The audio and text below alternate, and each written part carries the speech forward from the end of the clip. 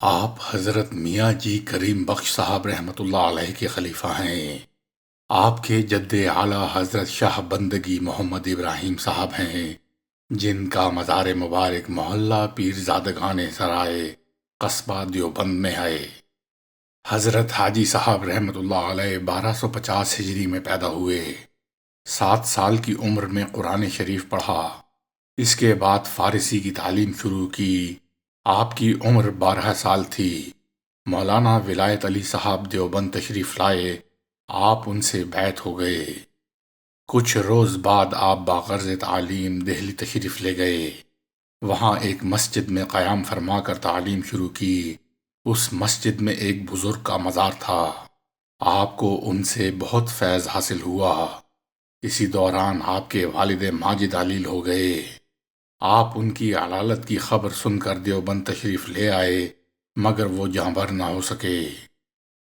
والد صاحب کے انتقال کے بعد آپ نے عطاری کی دکان کر لی۔ دکانداری کی حالت میں بھی آپ اکثر اوقات تلاوت قرآن پاک میں مصروف رہتے۔ حضرت حاجی صاحب جس بزرگ یا مجذوب سے ملاقات کرتے، وہ آپ کے متعلق پیشن گوئی کرتا کہ آپ اپنے دادا کے قدم بقدم ہوں گے۔ کچھ عرصے بعد آپ کو بیعت کا شوق دامنگیر ہوا۔ ان دنوں حضرت میاں جی کریم بخش صاحب رحمۃ اللہ علیہ رامپور سے دیوبند تشریف لائے ہوئے تھے۔ حاجی صاحب ان کی خدمت میں گئے۔ میاں جی صاحب نے خواب میں دیکھا کہ آسمان پر ایک بہت بڑا ستارہ ہے اور اس کے گرد بہت سے ستارے ہیں۔ وہ بڑا ستارہ میری گود میں آ گیا۔ صبح اٹھ کر حضرت میاں صاحب نے فرمایا، مجھ سے کوئی سید بیعت ہوگا جو متبع سنت ہوگا اور اس سے مخلوق خدا کو بڑا فیض ہوگا۔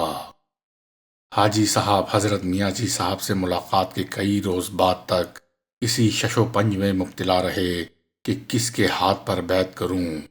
دل کا رجحان حضرت میاں جی صاحب کی طرف ہوا۔ حاضر خدمت ہو کر درخواست بیعت کی۔ میاں جی صاحب رحمۃ اللہ علیہ نے حسب سنت اہل چشت آپ کو استخارے کا حکم دیا اور فرمایا، استخارے سے جو بات معلوم ہو مجھے مطلع کرو۔ حضرت میاں جی صاحب کو خواب میں معلوم ہوا کہ میاں جی صاحب کے پہلے مرید روٹی لیے ہوئے چڑیا کی طرح ذرا ذرا سے ریزے چن کر کھا رہے ہیں۔ حاجی صاحب نے خواب میں ان سے کہا، یہ طریقہ بھی کوئی کھانے کا ہے؟ یہ فرما کر آپ نے روٹی ان کے ہاتھ سے لے کر 2 لقمہ کر کے فرمایا کہ یوں کھایا کرتے ہیں۔ حضرت حاجی صاحب نے یہ خواب حضرت میاں صاحب سے ذکر کیا تو انہوں نے فوراً آپ کو بیعت کر کے فرمایا کہ میرے پاس جو کچھ ہے وہ تمہاری ہی قسمت کا ہے۔ بیعت ہو جانے کے بعد حضرت حاجی صاحب حضرت میاں جی قدس سرا کی خدمت بابرکت میں رہ کر اذکار و اشغال میں مشغول ہو گئے۔ حضرت میاں جی صاحب رحمۃ اللہ علیہ نے آپ پر کمال توجہ و شفقت فرمائی۔ اسی عرصے میں حضرت حاجی صاحب کی شادی ہو گئی۔ آپ نے اپنی اہلیہ محترمہ کو حضرت میاں جی صاحب سے بیعت کروایا۔ ان کا تھوڑے ہی عرصے بعد یہ حال ہو گیا کہ درود شریف پڑھتے ہی نبی اکرم صلی اللہ علیہ وآلہ وسلم کی حضوری ہوتی اور ان کی حالت اس درجہ عجیب و غریب ہو گئی کہ حضرت حاجی صاحب خود ان سے فرمایا کرتے کہ آج حضور سرور کائنات صلی اللہ علیہ وآلہ وسلم سے یہ بات عرض کرنا، فلاں معاملے کے متعلق یہ بات کرنا۔ انہی ایام میں ایک درویش سدا سہاگ نگینہ کے رہنے والے ظہر و عصر کے درمیان مسجد رچھتہ میں آئے اور حاجی صاحب سے کہنے لگے، اجازت ہو تو اذان پڑھ لوں۔ آپ نے فرمایا، اب تو کوئی وقت اذان کا نہیں ہے، ابھی ظہر کی نماز پڑھی ہے، جب وقت ہوگا تو پڑھ دینا۔ انہوں نے کہا، حضرت میں پھر کب یہاں آؤں گا؟ آپ نے فرمایا، پڑھ دو۔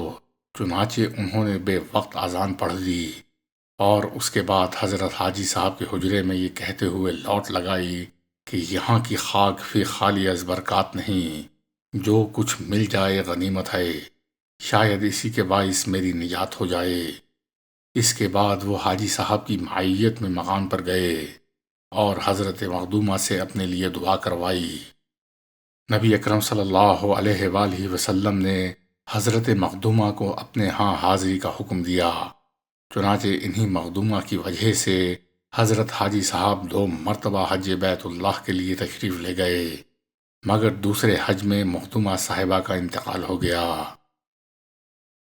شادی کے بعد حضرت حاجی صاحب دکان چھوڑ کر ریاضیات اور مجاہدات میں مشغول ہو گئے۔ دن بھر فی سبیل اللہ لوگوں کو پانی پلاتے، رات بھر خدا کی عبادت میں مصروف رہتے۔ اسی زمانے میں آپ کا یہ معمول ہو گیا کہ ہر جمعرات کو بعد نماز مغرب دعائے سیفی اور دلائل الخیرات پڑھتے ہوئے کلیر شریف اور عشاء کی نماز ریڑکی میں پڑھ کر دربار حضرت مخدوم صاحب رحمۃ اللہ علیہ میں حاضر ہوتے۔ واپسی میں فجر کی نماز جمعہ کی صبح کو ریڑکی میں پڑھ کر نماز جمعہ دیوبند میں پڑھنا کئی سال تک آپ کا یہی معمول رہا۔ اس کے بعد حضرت میاں جی صاحب نے آپ کو خرقہ خلافت عطا فرمایا اور لوگوں کو اپنے روبرو بیعت کرایا۔ پھر تو حضرت میاں جی صاحب سے جو شخص بیعت کی درخواست کرتا، آپ فرماتے محمد عابد کے پاس جاؤ اور ان سے بیعت کرو۔ تعویذات بھی حضرت حاجی صاحب سے لکھوا کر ضرورت مندوں کو عطا فرماتے۔ ایک روز حضرت میاں جی صاحب کسی شخص کو مرید کرانے مسجد چھتہ میں تشریف لائے۔ حضرت حاجی صاحب کو علم ہو گیا، آپ مسجد کی صفوں میں چھپ گئے، یہ خیال کرتے ہوئے کہ میں اس کا اہل نہیں۔ میاں جی صاحب نے آپ کو صف سے نکال کر سینے سے لگایا اور فرمایا کہ آپ آج اس چیز سے بچتے ہو، وہ ان قریب وقت آ رہا ہے کہ مخلوق خدا تمہیں چین نہ لینے دے گی، بچ کر کہاں جاؤ گے؟ چنانچہ میاں جی صاحب نے انہیں اپنے سامنے بیعت کرایا۔ حضرت میاں جی صاحب نے اپنے صاحبزادے علی حسن اور پیرزادہ میاں محمد صدیق صاحب کو آپ سے بیعت کروایا۔ اگر کوئی ذکر و اذکار دریافت کرتا تو آپ فرماتے محمد عابد سے دریافت کرو۔ چنانچہ جب حافظ الطاف علی صاحب نے رامپور جا کر میاں جی صاحب سے بیعت کی اور بیعت کے بعد ذکر و اذکار کے خواستگار ہوئے تو فرمایا میں نے حاجی صاحب کو خط لکھ دیا ہے کہ حافظ صاحب نے رامپور آ کر بیعت کی ہے، ان کو نفی و اثبات کی تسبیح بتا دو۔ حاجی صاحب نے خط دیکھ کر فوراً پیر و مرشد کے حکم کی تعمیل کی۔ خلافت حاصل کرنے کے بعد حضرت حاجی صاحب مولانا محمد قاسم نانوتوی، مولانا محمد یعقوب صاحب، مولانا مظفر حسین صاحب، مولانا نور الحسن صاحب کے ہمراہ بقصد سفر حج روانہ ہوئے۔ بمبئی پہنچ کر شاہ محمد امام صاحب قادری مدراسی سے ملاقات ہوئی۔ آپ قادریہ سلسلے کے بہت بڑے شیخ تھے۔ آپ نے حضرت حاجی صاحب کو خلافت عطا فرمائی۔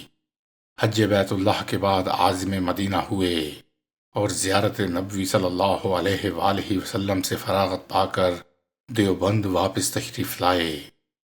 کچھ عرصے بعد حضرت میاں جی صاحب علیل ہو گئے۔ حضرت حاجی صاحب رامپور تشریف لے گئے۔ میاں جی صاحب کا وصال ہو گیا۔ حضرت میاں جی صاحب کے وصال کے بعد حضرت حاجی صاحب نے سب سے ملنا جلنا ترک کر دیا اور گھر کا سب سامان کپڑے وغیرہ فقراء میں تقسیم کر کے ایک کمبل اور ایک تہبند پہن کر مسجد چھتہ متصل دارالعلوم میں گوشہ نشینی اختیار کر لی۔ یہی لباس آپ کا آخر عمر تک رہا، سوائے مسجد چھتہ کے کہیں نہیں جاتے تھے۔ ابتدائی زمانے میں آپ کو دشوار گزار مصائب کا سامنا کرنا پڑا، مگر آپ ہر حالت میں شکر خدا بندی کرتے رہے اور کسی پر ظاہر نہ ہونے دیا کہ کیا حالت ہے۔ حضرت میاں جی کے وصال کے بعد حضرت حاجی صاحب کرنال، پانی پت اور دہلی تشریف لے گئے اور وہاں حضرت راج خان صاحب کی خدمت میں گئے۔ حضرت راج خان صاحب نے بھی آپ کو خلافت عطا فرمائی۔ پھر دیوبند واپس آ کر شاہ فتح محمد صاحب کی مسجد میں آ کر چلہ کیا۔ پھر تو یہ کیفیت ہوئی کہ تمام مخلوق خدا آپ کی طرف متوجہ ہو گئی اور آپ سے پے در پے کرامتیں ظہور میں آنے لگیں۔ سیف زبان ہو گئے، جو فرمایا وہی ہو گیا۔ 1 سال کے بعد آپ نے پھر چلہ کیا۔ جس روز آپ چلے سے باہر تشریف لائے، تمام باشندگان قصبہ آپ کے استقبال کو گئے۔ آپ اس قدر کمزور اور نحیف ہو گئے تھے کہ لوگ آپ کو ڈولی میں سوار کر کے لائے۔ اس کے بعد حضرت حاجی صاحب نے مسجد چھتہ میں ایک توجہ خانہ بنوایا اور اس میں حلقہ کرنا شروع کروا دیا۔ ہزارہا مخلوق خدا آپ سے فیض یاب ہوئی۔ دوسرے چلے کے بعد حضرت حاجی عابد حسین صاحب رحمۃ اللہ علیہ نے ایک شب نبی اکرم صلی اللہ علیہ وآلہ وسلم کو خواب میں دیکھا۔ صبح کو حضرت حاجی صاحب نے مولانا فضل الرحمان صاحب کو بلا کر فرمایا کہ علم دین اٹھا جا رہا ہے، کہ کوئی تدبیر کرو کہ علم دین قائم رہے۔ جب پرانے عالم نہ رہیں گے تو کوئی مسئلہ بتانے والا نہ رہے گا۔ جب سے دلی کا مدرسہ ختم ہوا ہے کوئی علم دین نہیں پڑھتا۔ سب حضرات نے عرض کیا، اس مقصد کے لیے آپ نے جو تدابیر تجویز فرمائی ہیں ہمیں منظور ہیں۔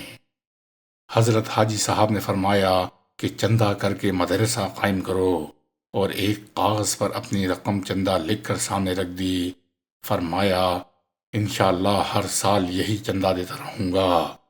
اس وقت دیگر صاحبان نے اسی کاغذ پر اپنی اپنی رقم چندہ لکھ دی۔ اس کے بعد حضرت حاجی صاحب باہر نکلے اور جس مکان پر گئے انہوں نے حضرت کی تشریف آوری باعث سعادت تصور کی۔ چندہ فراہم ہوتا رہا، شام تک 401 روپیہ 8 آنے ہوئے۔ اگلے روز حضرت حاجی صاحب نے مولانا محمد قاسم صاحب کو میرٹھ خط لکھا کہ میں نے مدرسہ قائم کیا ہے، تم طلباء کو تعلیم دینے آؤ۔ مولانا محمد قاسم صاحب اس وقت تو نہ آ سکے، مگر انہوں نے جواب میں تحریر فرمایا کہ قیام مدرسہ کی اطلاع پا کر بہت مسرور ہوا، ملا محمود صاحب کو بھیج رہا ہوں۔ چنانچہ ملا محمود صاحب دیوبند آ گئے اور مسجد چھتہ میں دارالعلوم کا افتتاح ہو گیا۔ دیوبند میں عربی مدرسے کے قیام کی خبر سن کر طلباء جوق تر جوق آنے لگے۔ مسجد میں گنجائش نہ رہی تو ایک مکان کرائے پر لے لیا گیا۔ طلباء کی تعداد میں روز افزوں ترقی ہوئی۔ ملا محمود صاحب تنہا تعلیم نہ دے سکے۔ حضرت حاجی صاحب نے مولانا محمد قاسم صاحب اور مولانا فضل الرحمان صاحب، مولانا ذوالفقار علی صاحب، مولانا مہتاب علی صاحب اور منشی فضل الحق صاحب پر مشتمل ایک مجلس شورا ترتیب دی۔ خود بھی اہل شورا سرپرست و محتمم مدرسہ بلا تنخواہ رہے۔ مولانا یعقوب صاحب نانوتوی کو بریلی سے بلا کر مدرس اول مقرر فرمایا اور ایک مدرس فارسی کی تعلیم اور ایک تعلیم قرآن شریف کے لیے مقرر کیا۔ انہی ایام میں 1283 ہجری میں خواب میں نبی اکرم صلی اللہ علیہ وآلہ وسلم کی ہدایت اور تعین کے بعد حضرت حاجی صاحب نے بنائے جامع مسجد تجویز فرمائی۔ جامع مسجد کے جس گوشے میں حمام بنا ہوا ہے اسی جگہ کسی شخص کا مسکونہ مکان بنا ہوا تھا۔ حضرت حاجی صاحب نے اپنے مکان اور نشست گاہ کے عوض مکان کو شامل مسجد فرمایا اور اپنی جدی جائیداد اعزا و اقربا میں تقسیم کر کے اور مولانا رفیع الدین صاحب کو محتمم مدرسہ مقرر فرما کر حج بیت اللہ کے واسطے روانہ ہو گئے۔ مکہ معظمہ میں ادائیگی حج کے بعد مدینہ طیبہ تشریف لے گئے اور وہاں قریب 1 سال قیام فرمایا۔ 19 ذی الحج 1331 ہجری کو بخار ہوا، سینے میں ورم کی غفلت طاری ہو گئی، مرض بڑھتا رہا۔